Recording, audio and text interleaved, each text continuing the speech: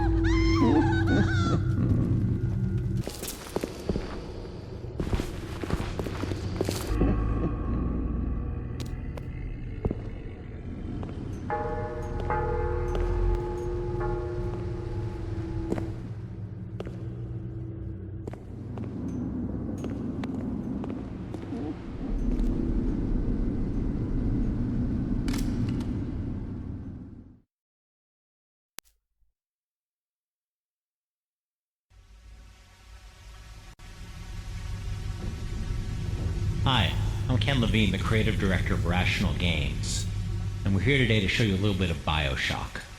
And we had a great E3 this year with BioShock, and this is our first chance to show you, the gamers, and what we're trying to do.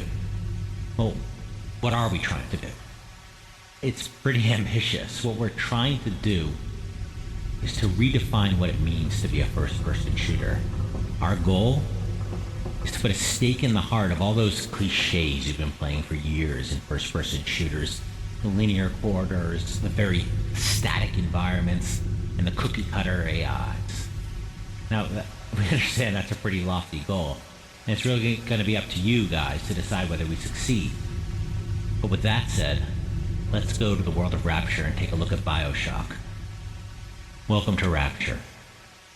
Rapture is an underwater utopia built by a bunch of dreamers who decided to get away from what they saw as a world falling apart in the late 1940s, after World War II.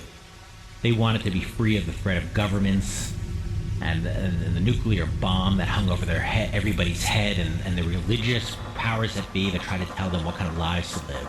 So they decided to build this beautiful utopia, the city under the water, where they could try out these philosophies. Now, Rapture was filled by incredible people, the most incredible scientists, architects. It's a place of extraordinary people, but when you come down to Rapture, you see a world that's fallen apart.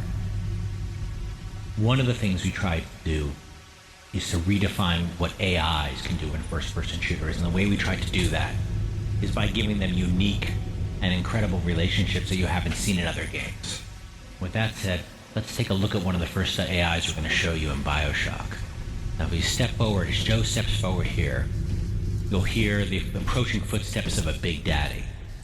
Now, the Big Daddies won't bother you if you don't bother them. They're genetically modified protectors of characters we call the Little Sisters. And the Little Sisters live in these vents you see over here. Now, what does a Little Sister do? The most important resource in the world of Rapture is something called Atom. The genetic material that powers all the genetic mutations that gives everybody their incredible powers in BioShock. Here comes the Little Sister. Now, her job is to go around the world and find the only source of this atom, this genetic material. And where does she find it from? Well, you're about to find out. But Joe, don't get too close to her. Whoa, Joe got a little too close to her. You see, she gets terrified and she runs behind her protector, the Big Daddy, who warns you off. Okay. Now, if you step back, if you get too close, he'll push you back. But now, if you step back, he won't fight you. He'll just warn you off. You see, to stay away from her. Okay, so let's step back, Joe, and let them go about their business. Now, what is her business? Her job is to find Atom. And she finds it where? Atom! In the dead bodies that populate the city. And you can see how she gets it out of these bodies. To this tool she has. Now, but the atom's inert, and it needs to be recycled to be brought back to life. How does she do that? In her own body. Okay, so now the question you have is, do you exploit this little girl like the world has exploited them and take the atom from her by force? Come on, let's go. Or do you find another way to get atom, maybe even by helping these little girls? Up to the player to decide. We don't make those moral choices for the player. We leave it up to them. You'll even find opportunities later on to become the protectors, maybe, of these little girls through genetic modification, or even have the Big Daddies think you're the Little Sisters, and they'll protect you. Manipulating the eyes, working with the eyes, exploiting the eyes is a huge part of this game. Now, another part of this game is the fact that the player is always starving for resources, always on the search for resources. And right now, Joe doesn't have any ammo for his gun. So he's going to head in the store and see if he can find some ammo. It's a little dark in this store, so let's turn on the light. Oh, but Joe seems to have activated this turret. Joe, let's head behind the counter and get some cover. Well, this turret's taking chunks out of him. Watch out, duck down. You can see everything in the world of BioShock is interactive. Every bottle, every cash register, everything. You can even drink the alcohol from the bottles, and that will have an effect on him in the game. Now he searches the cash register, and he doesn't find any bullets for his gun, but he finds some atom, which is it's the money of this world, the genetic material that drives everything. Now, but fortunately, there's more items downstairs in the store. You can see from that sign. It's our lame little joke. So let's head downstairs to look for more bullets. But I don't want to get shot. We don't want to get shot by this turret again too badly. Let's use one of the first plasmids we have in the game. And this is called Speed Boost.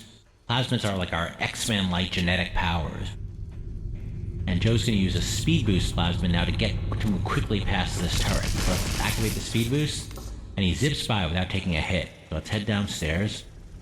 Now, one of the great things about BioShock is it's a shooter that doesn't have the traditional monsters you've seen in games, like, you know, guys with flaming skulls and rocket launchers. The people in Rapture were just regular people from the period, from the 40s and 50s, trying to get by, trying to survive in a world falling apart. And you can see this woman genetically modified to become what we call a splicer. And she's just a regular person who had to modify herself to survive. You can see some of the physical effects of genetic modifications out of her. She didn't make it. Let's search her body, see if we can find some resources. Good, we got some bullets on her body. Let's grab some more bullets there. Now let's head upstairs. Now you can even see even the gun. You can modify your own weapons in BioShock. And the gun, you can see it's just a regular pistol that Joe's modified to be more powerful with stuff he's found around the world. Oh, watch out for those fish. Now, there's a security station up here. Now, Joe is gonna use this security station to, if he wants to later on, to take control of the security system, which is something he can do. Like we said, all the eyes of the world there's hundreds of ways to interact with them. Security station is one of them. But let's leave this security station for now and move on down the hallway here. As we head on down the hallway, we have to be careful, because Joe's just been jumped by one of these splicers here. And he's going to get into a combat with her. You can see this woman's been genetically modified. She's been called a ceiling climber. She can actually... Whoa. She could actually jump up to the ceiling and throw these projectiles at Joe. And Joe's having a hard time fighting her because he's got the wrong kind of ammo to fight her. Oh, but he finally got her. Took a bunch of rounds and Joe took a bunch of damage. Let's search her body and head on to see if we can find some more resources.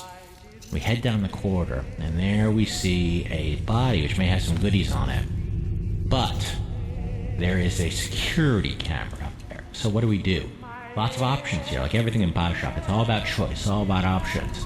We can head back to the security system to shut down and take control of the camera, but that takes the atom. We could shoot the camera, but that takes bullets. We don't have a lot of bullets. So let's try to just zip past the camera and hope it doesn't spot us while we search this body. So zip by it, Joe. You can even hear the music of the world endlessly playing on the phonograph. Oh, Joe got spotted by the camera, and here comes some reinforcements, some security bots. Joe's gonna duke it out with this guy.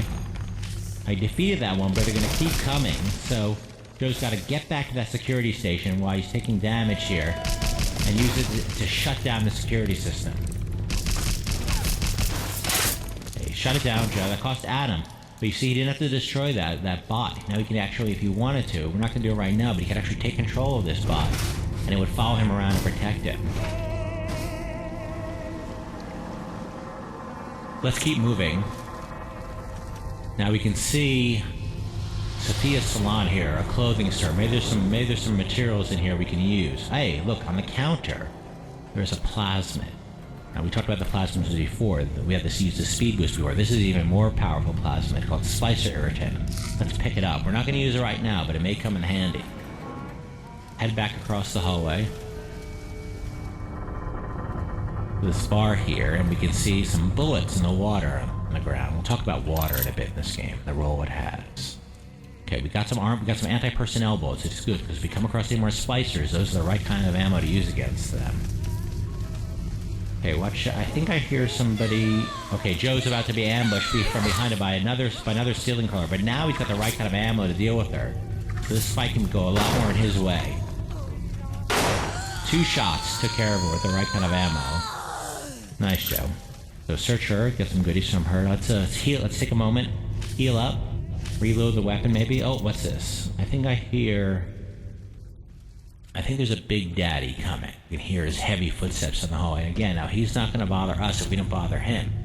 But maybe actually there's a way to turn him to our advantage if we get into more trouble with more splicers.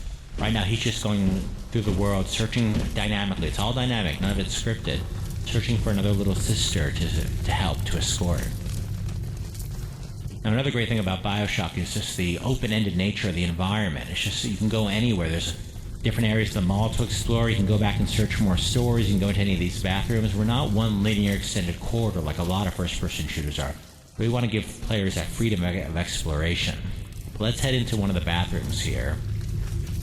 You can see something we're really proud of in BioShock. We really want to give the player the feeling that the world, the ocean is coming back in to claim the city of Rapture. And to that end, we've hired a team of guys just to work on water effects, a water programmer and a water artist. And you can see some of the amazing water effects we have in the game. Look, and I'm not a technical expert here, so I can't tell you all the things that are going on. That's for another story. That's going on technically, but our goal was just to make the player feel like the ocean's trying to drown him, and I think we really achieve that emotionally.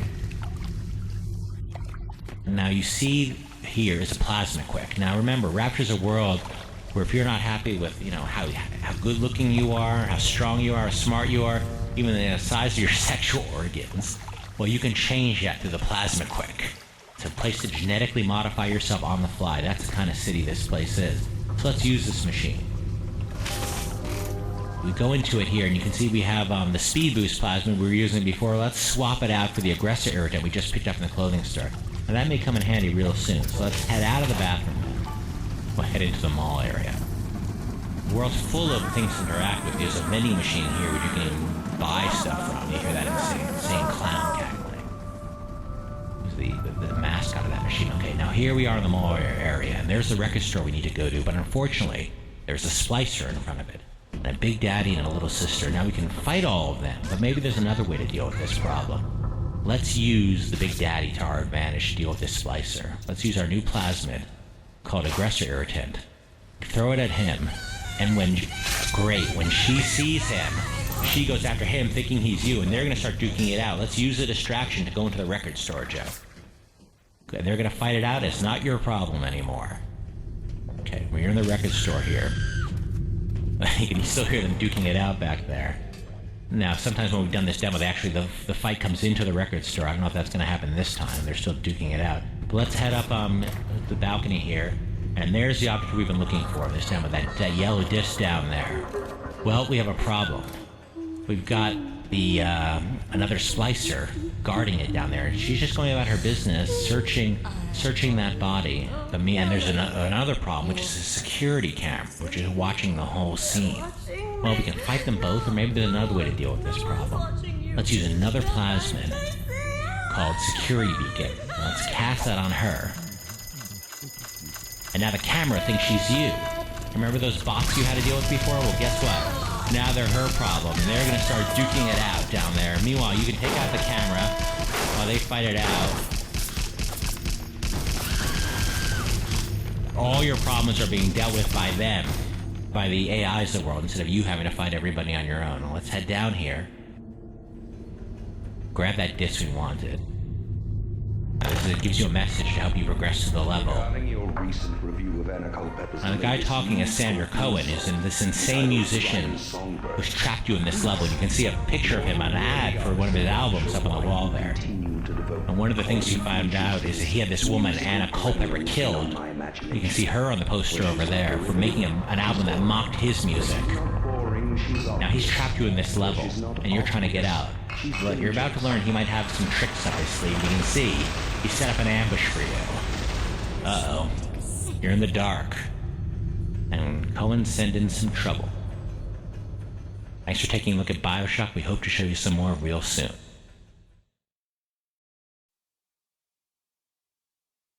Hi, I'm Melissa Miller, content producer on BioShock for 2K, and this is a quick gameplay video called Hunting the Big Daddy. The goal is to defeat one of the incredibly powerful Big Daddies that roam the halls of Rapture. You'll also see some plasmids in action. Plasmids are instant genetic modifications that empower you with different abilities. Look for the use of the teleportation plasmid, which will allow me to set up places in the world that I can teleport back to at any time. I'll also manipulate the battle by hitting the Big Daddy with an enraged plasmid, which will make him attack another aggressor instead of me. You'll also get a look at hacking into the security bots and the telekinesis plasmid, which comes in really handy when somebody is throwing grenades at me. Enjoy the footage.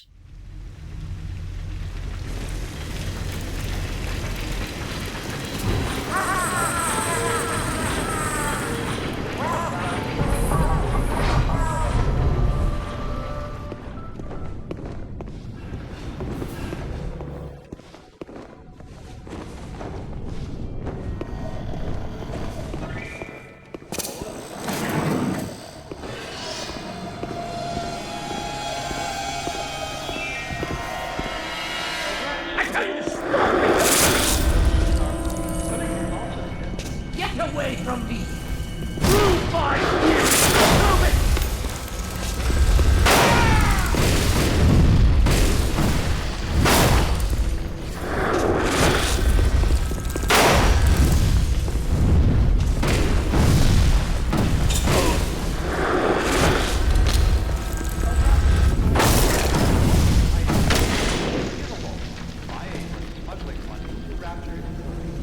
Stay on the level.